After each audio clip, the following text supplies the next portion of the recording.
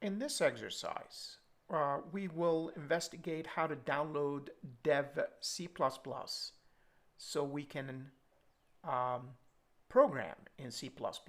So we need an IDE, or an integrated development environment. So here I am searching for one. You could use Google. This is my browser for now. So I have typed in dev C++, get some results. Now the official company is Bloodshed, and that's what I'm looking for. Now there are other places you can download this from. As you can see, once I'm there, there is a download feature. Again, this is for PC in a Windows environment. Do not try this for Mac OS or for Linux. Okay, now once the file is downloaded, okay, you can pretty much run it and install it. I choose not to right now for this frame. As you can see, I need to go to the download file or download directory and look exactly where the file is, and here he is. So now if you double click here, you'll get the same message again, and this time I will choose to download.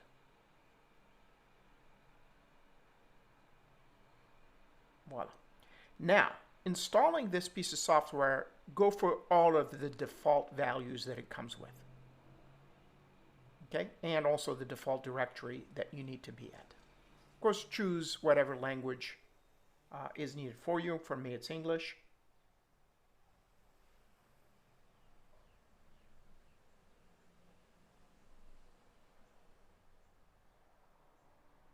Okay, and make sure you agree. These are the default settings. Keep them. Now the IDE will come with the actual compiler needed to do C and C++ programming. So there are no needs for extensions or any fancy stuff. Okay, that's the directory where it will install it.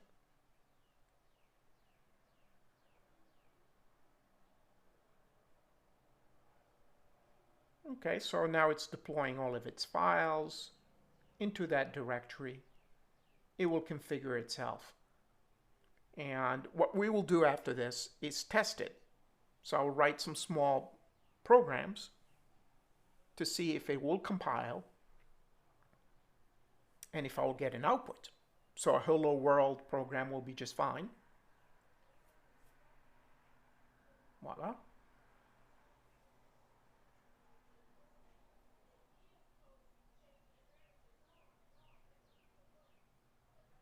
Okay, now I deleted the install file, don't need it. Okay, so now we're in the settings needed for the environment itself, or the text editor.